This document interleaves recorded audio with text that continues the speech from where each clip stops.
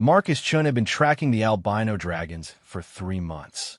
His weathered hands gripped the reins of his horse as he stared at the scorched remains of Millbrook village below. The acrid smell of burned wood and worse things filled his nostrils. Behind him, the other members of his hunting party shifted restlessly in their saddles. "This was them," Sarah Martinez said quietly. She dismounted and knelt beside what had once been the village well. The stone was cracked and blackened, melted in places where dragon fire had touched it. "Look at these burn patterns. Only albino dragons leave marks like this." The hunting party had formed after the dragons attacked Riverside Township 2 weeks ago. 12 people dead, including Marcus's younger brother David. The dragons had come at dawn, their pale white scales gleaming like fresh snow against the morning sky. But there was nothing pure about their intentions. They had burned everything in sight before disappearing into the northern mountains. Thomas Wright, the group's tracker, examined the ground near the ruined houses. His trained eyes could read stories in disturbed earth and broken branches. They headed northeast from here, maybe 6 hours ago, judging by how the ashes settled. The party consisted of 5 experienced hunters and fighters. Marcus had been a soldier before settling down to farm. Sarah was a former city guard who knew how to use the crossbow strapped to her back. Thomas had spent his whole life tracking game through these mountains. The other 2, Elena Vasquez and James Parker, were locals who had lost family to dragon attacks over the years. They had been following rumors and destroyed villages for weeks. The albino dragons were different from the normal green and red dragons that occasionally troubled the borderlands. These creatures seemed driven by something more than hunger. They attacked systematically, always during daylight, always leaving the same pattern of destruction. "Why do they keep hitting these small places?" Elena asked as she surveyed the damage. Bigger towns would have more food, more treasure. Marcus had been wondering the same thing. Normal dragons were predictable. They wanted gold, livestock, sometimes they just enjoyed the fear they caused. But these white dragons seemed to be searching for something specific. The trail led them higher into the mountains. The path was treacherous, winding between rocky outcrops and stands of pine trees. Thomas rode ahead, reading the signs the dragons had left behind. Claw marks on tree trunks where they had landed. Patches of burned grass where their breath had touched the ground. As they climbed, the air grew thinner and colder. Marcus pulled his coat tighter around his shoulders. Behind them, the valley spread out like a patchwork quilt of green fields and small communities. Some of those communities no longer existed, thanks to the dragons they were hunting. "Thomas, hold up," Sarah called from behind. She had been studying her map, comparing it to the landscape around them. If they keep heading this direction, they're going toward the old mining caves. The caves have been abandoned for 20 years, ever since the silver veins played out. Local stories said they ran deep into the mountain, connecting to a whole network of tunnels and caverns. Perfect place for dragons to make a lair. The group made camp that evening in a shelter grove. They built their fire small and kept their voices low. Dragons had excellent hearing, and they didn't want to announce their presence. Elena prepared a simple meal of dried meat and hard bread while the others checked their weapons. Marcus cleaned his sword, a well-balanced blade he had carried through 3 wars. The steel gleamed in the firelight, etched with protective runes his grandfather had paid a wizard to inscribe. Sarah worked on her crossbow bolts, making sure the iron points were sharp and the fletching secure. Thomas sharpened the long hunting knife he preferred for close work. "Tell me again why we're doing this," James said quietly. He was the youngest of the group, barely out of his teens. His family farm had been one of the first places hit by the albino dragons. "I mean, I know why, but sometimes I wonder if we're just going to get ourselves killed." Marcus looked up from his sword. "Because someone has to stop them. The king's soldiers won't come this far out for a few burned villages. The guild says they don't have any dragon hunters available. It's up to us." "My grandmother used to tell stories about albino dragons," Elena said, staring into the fire. "She said they were sacred to the old gods, protected their holy places. But These ones don't seem very holy. Thomas spat into the fire, making it hiss. Dragons are dragons. Doesn't matter what color they are. They kill people, they burn things, they take what isn't theirs. That's all I need to know. The next morning brought clear skies and crisp mountain air. The trail continued to climb, switching back and forth across the face of a steep slope. The dragon tracks were easier to follow now. The rocky ground held claw marks well, and there were more signs of their passage. Around midday, they reached a plateau where the dragons had clearly spent time. The ground was torn up from their weight, and several large boulders showed scorch marks. But there was something else here, something that made Thomas frown as he examined the area. "This is strange," he said, kneeling beside what looked like a depression in the earth. "Look at this." They weren't just resting here. They were digging. The depression was roughly circular, about 10 feet across and 3 feet deep. The earth had been clawed away systematically, not randomly. Around the edge, they could see where the dragons had scraped and pushed with their powerful legs. What were they looking for? Sarah asked. Marcus studied the hole, trying to understand what he was seeing. Maybe they buried something here before. Treasure, food supplies for a long journey. But Thomas was shaking his head. No, look at the claw marks. They were digging down, not up. They were trying to reach something that was already buried. Something deep. The mystery deepened as they continued following the trail. They found 2 more dig sites over the next few hours, each one similar to the first. The dragons had spent considerable time and effort excavating these spots, but there was no sign of what they had been seeking. The sun was beginning to set when they finally saw the entrance to the old silver mines. The opening was a dark slash in the mountainside, partially hidden by scrub brush and fallen rocks. But the ground in front of it told the story clearly. Multiple sets of dragon tracks led directly to the cave mouth. "This is it," Marcus said quietly. Their lair. The group made camp a safe distance away, hidden behind a ridge where their fire wouldn't be visible from the cave. Tomorrow they would go in and finish what the dragons had started. Marcus thought about his brother David, about all the innocent people who had died in the attacks. The dragons would pay for what they had done.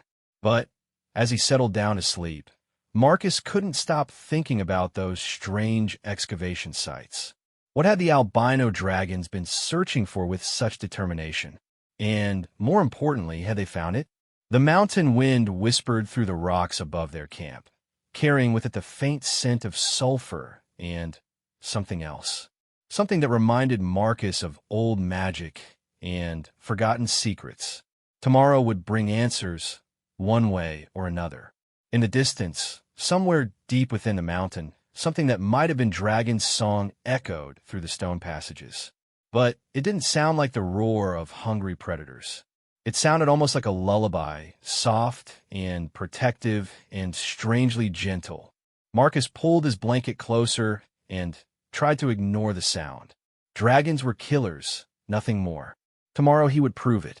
Dawn came cold and gray to the mountain camp. Marcus woke to find frost coating his blanket and his breath making small clouds in the crisp air.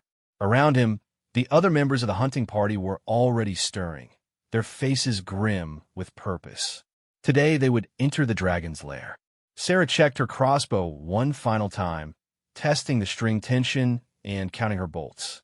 20 iron-tipped shots, each one potentially lethal to a dragon if placed correctly.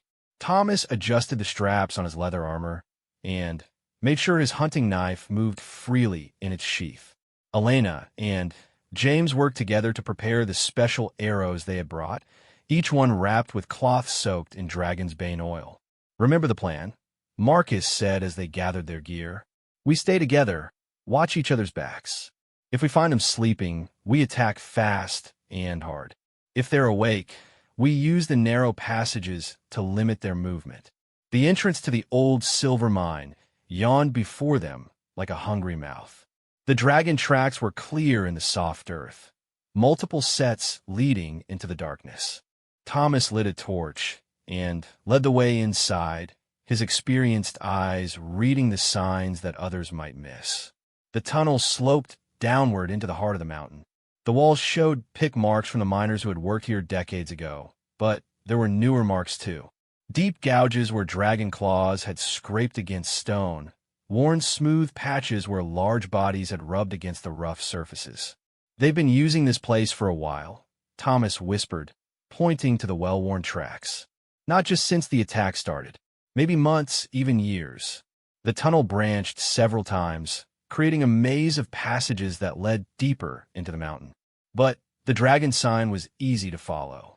The creatures had traveled back and forth along the same route so many times that they had worn a clear path through the ancient mine workings. After walking for nearly an hour, they began to hear sounds from up ahead. Not the roars and snarls they had expected, but something softer, a rhythmic scraping noise like claws on stone, but gentle and deliberate. Sarah raised her crossbow and crept forward to investigate. She returned quickly, her face pale with confusion. "You need to see this," she whispered, but quietly. The hunting party crept forward until they reached a bend in the tunnel. Beyond it, the passage opened into a large natural cavern. The space was dimly lit by phosphorescent minerals in the rock walls, casting everything in an eerie blue-green glow. And in the center of the cavern, they saw something that made no sense at all. 3 adult albino dragons were working together, carefully moving stones and clearing debris from what appeared to be a collapsed section of the cave. Their movements were precise and coordinated, nothing like the savage beasts that had destroyed Millbrook Village. They worked in complete silence, communicating through subtle gestures and the positioning of their bodies. Marcus felt his grip tighten on his sword. These were the killers he had been tracking, the monsters that had murdered his brother. But watching them work with such obvious intelligence and purpose made him hesitate. This wasn't what he had expected to find. "What are they doing?" Elena whispered. Thomas studied the scene with his tracker's eye for detail. "They're excavating something. Look at how carefully they're moving those rocks. They don't want to damage whatever is underneath." The dragons worked for another 20 minutes while the hunting party watched from their hiding place. Finally, the largest of the 3, a magnificent female with scales that seemed to glow in the cavern light, made a soft trilling sound. The other 2 dragons stepped back as she approached the cleared area. With infinite care, the female dragon began removing the last layer of stones and earth. Her claws, which had seemed so terrifying in the burned villages, now moved with the delicacy of a surgeon's hands. She was uncovering something that had been buried beneath the cave-in. Marcus felt his breath catch in his throat as the dragon's work revealed what lay beneath. It was a nest, but not the crude pile of sticks and bones he might have expected. This was an elaborate construction of carefully woven grasses, soft mosses, and what looked like silk from giant cave spiders. And nestled within its protective embrace were 7 dragon eggs, each one perfect and white as fresh snow. The female dragon made another soft sound, this one filled with what could only be described as relief and joy. She nudged each egg gently with her snout, checking them for damage. The other 2 dragons moved closer, forming a protective circle around the nest. "Eggs," Sarah breathed. They were protecting eggs. Suddenly, the pieces began falling into place in Marcus's mind. The systematic attacks on small villages, always in daylight when the dragons should have been sleeping. The strange digging sites they had found along the trail. The mining tunnels that had been used for months or years. They weren't attacking for food or treasure, he realized. They were searching for their eggs. The cave-in must have buried the nest, and they've been trying to find it ever since. Thomas nodded slowly. That's why they hit the villages. They were desperate, taking livestock to stay strong while they searched, and probably taking people who got in their way. The hunting party watched as one of the eggs began to show cracks along its surface. The dragons immediately became more alert, gathering around the nest with obvious anticipation. The female began making a low humming sound, a vibration that seemed to resonate through the stone floor of the cavern. "It's hatching," Elena whispered. The egg split open with a wet cracking sound, and a tiny dragon head emerged. The hatchling was no bigger than a house cat, its scales pure white and still soft from the egg. It made a small peeping sound like a bird and looked around with bright golden eyes. The adult dragons were transformed. Their fierce predatory nature was completely replaced by gentle, nurturing behavior. The female carefully cleaned the hatchling with her tongue, while the other two dragons arranged soft materials around the nest. Their movements were full of tenderness and protective instinct. Marcus found himself lowering his sword without consciously deciding to do so. These weren't the mindless killers he had imagined. They were parents, protecting their young with the same fierce dedication that any creature would show. The attacks on the villages hadn't been random violence. They had been acts of desperation by dragons trying to save their offspring. "What do we do now?" James asked quietly. It was a good question. They had come here for vengeance, to kill the dragons that had terrorized the borderlands. But seeing the truth behind the attacks changed everything. The dragons had buried their nest in what they thought was a safe place, only to have it trapped by a cave-in. They had spent months trying to dig it out while their eggs remained buried and vulnerable. Another egg began to hatch, then a third. Soon the cavern was filled with the soft peeping of dragon hatchlings. The adult dragons moved among them with infinite care, making sure each baby was warm and safe. The scene was nothing like the images of dragon hordes and piles of treasure that filled the old stories. "They're just trying to raise their young," Sarah said, her crossbow hanging forgotten at her side, like any parent would. But Marcus couldn't forget his dead brother, couldn't ignore the burned villages and the innocent people who had died. "They still killed people," he said firmly. "David is still dead. The people in Millbrook are still dead." "Yes," Thomas agreed. "But now we know why. And maybe there's another way to handle this." The largest of the male dragons suddenly raised his head, nostrils flaring. He had caught their scent despite their efforts to remain hidden. The hunting party tensed, hands moving to weapons, as the dragon's eyes searched the tunnel entrance where they were concealed. For a long moment, predator and hunters faced each other across the cavern. The dragon could have roared, could have attacked, could have summoned his companions to drive off the intruders. Instead, he simply watched them, his ancient eyes filled with intelligence and something that might have been hope. The female dragon looked up from her newborns, following her mate's gaze to where the humans crouched in the shadows. She made a soft questioning sound, not aggressive, but almost conversational, as if she were asking what the strangers wanted. Marcus stepped forward into the cavern light, his sword still in his hand, but pointed toward the ground. "We came here to kill you," he said quietly, "because of what you did to our people." The dragons listened without moving, their attention focused entirely on him. Whether they understood his words or simply recognized the lack of immediate threat in his posture, they remained calm. "But now I see why you did it," Marcus continued. "You were trying to save them." He gestured toward the nest, where 7 tiny dragons were now nursing from their mother, their small forms barely visible among the soft materials of their bed. The confrontation that should have ended in violence had become something else entirely. In the phosphorescent glow of the underground cavern, 2 different species faced each other with new understanding. The hunt was over, but the story was far from finished. The standoff in the cavern stretched on for what felt like hours, but was probably only minutes. Marcus stood in the dim phosphorescent light, his sword lowered but ready, while the 3 adult dragons watched him with unblinking golden eyes. Behind them, 7 tiny hatchlings nestled in their carefully constructed nest, occasionally making small peeping sounds. Sarah was the first to move.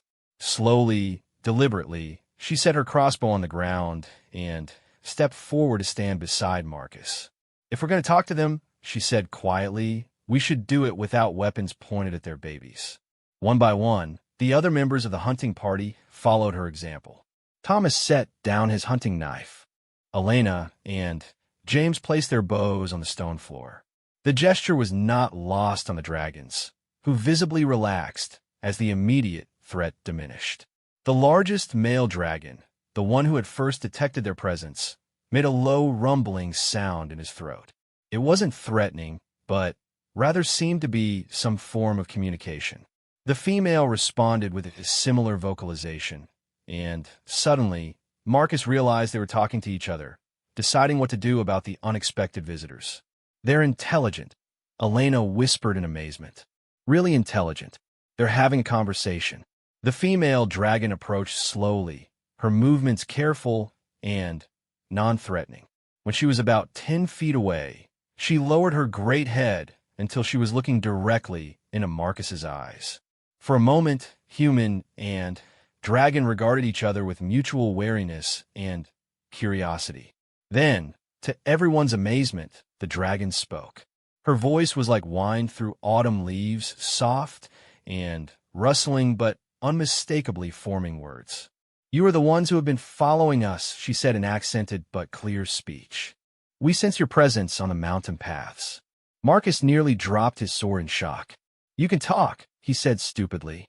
"All dragons can speak," the female replied with what might have been gentle amusement. "We simply choose our words carefully. Your kind has not always been receptive to conversation." "You killed my brother," Marcus said, his grief and anger returning in a rush. "You burned Millbrook Village. People died because of what you did." The dragon's expression grew sorrowful. "Yes," she admitted. "We took livestock that we needed to maintain our strength. We defended ourselves when humans tried to stop us. Some died in the fighting. For this, we grieve. But our eggs were buried beneath stone and earth. We were running out of time." "How long were they trapped?" Sarah asked. "For months," the second male dragon answered, moving to stand beside his mate. "The winter storms brought a rockfall that sealed this chamber. We could hear them, sometimes, the sounds of our young stirring within their shells. But we could not reach them."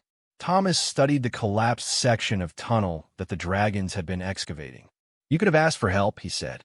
"There are humans who know about mining, about moving stones safely." The female dragon made a sound that might have been bitter laughter. "Ask humans for help? Well, has your kind ever aided dragons willingly? We have learned to expect only fear and hostility from you. Because dragons have spent centuries terrorizing human settlements," Elena pointed out. "Stealing cattle, burning farms, hoarding treasure. Can you blame us for being afraid? And humans have spent centuries hunting us for sport," the female countered. "Killing us for our scales and bones, driving us from lands where we lived in peace. Fear breeds fear, and violence breeds violence." One of the hatchlings began crying, a thin wailing sound that immediately drew the attention of all three adults. The female hurried back to the nest, crooning softly as she nuzzled the tiny creature. The baby dragon calmed at her touch, settling back down among his siblings. Watching the tender scene, Marcus felt his anger beginning to drain away. These weren't the monsters he had imagined. They were a family, trying to protect their children just as any human parent would. The attacks on the villages hadn't been motivated by cruelty or greed, but by desperation. "What happens now?" he asked. The male dragons exchanged glances before the larger one answered. "Now we raise our young in peace, if you will allow it. We have no desire for further conflict with your people. The attacks will stop now that our eggs are safe." "And what about the people who died?" James demanded. "What about justice for them?" "What would you have us do?" the female asked sadly.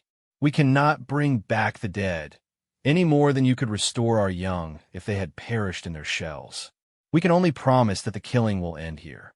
Marcus looked around at his companions, seeing the same confusion and uncertainty in their faces that he felt.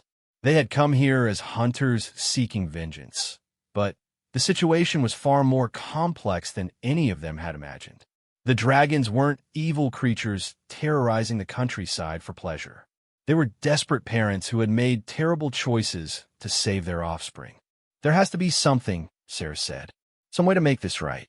The female dragon considered this for a long moment. "Perhaps," she said slowly, "there is. We have knowledge that might be valuable to your people. Maps of the deep places beneath these mountains, understanding of the old magic that still flows through certain stones. We could share this knowledge as payment for the harm we have caused." Thomas's eyes lit up with interest. The old mines, he said. Some of them are closed, not because the silver ran out, but because the miners found things they couldn't understand. Dangerous things. We know these places, the second male confirmed. We could guide your people safely past the hazards, help them reclaim wealth that has been lost for generations. It was an intriguing possibility. The abandoned mines throughout the mountains contained untold riches, but many had been sealed after miners encountered strange phenomena or disappeared entirely. With dragon guidance, human mining operations could be far more successful and much safer. It's not enough, Elena said firmly. Information doesn't bring back the dead. No, the female dragon agreed. But it might prevent future deaths. Your people and mine have been enemies for so long that we have forgotten there might be another way. Perhaps it is time to try cooperation instead of conflict. The largest hatchling had wandered away from the nest and was approaching the group with the fearless curiosity of the very young. He was no bigger than a puppy, his white scales gleaming softly in the cavern light.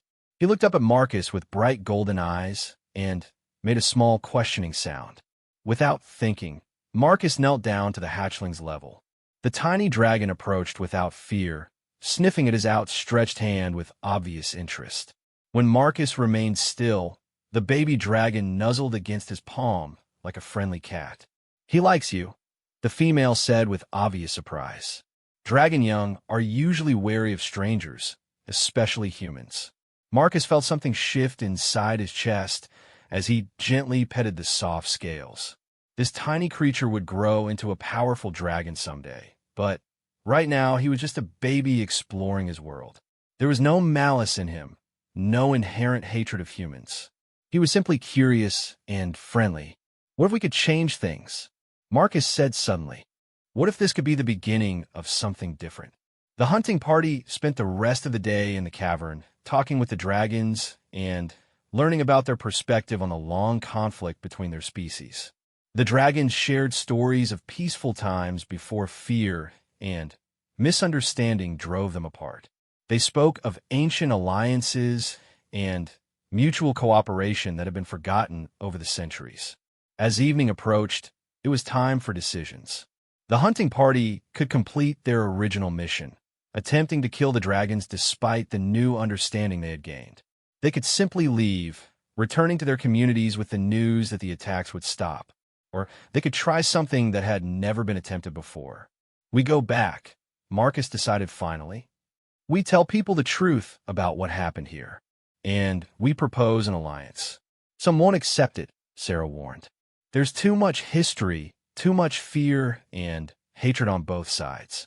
Then we start small, Marcus replied. We find people who are willing to try. We prove that dragons and humans can work together for mutual benefit. The female dragon inclined her great head in agreement. It will not be easy, she said, but perhaps it is worth the attempt. We are tired of hiding, tired of being feared. If there is a chance for peace, we must take it. As the hunting party prepared to leave the cavern, the smallest hatchling approached Marcus once more.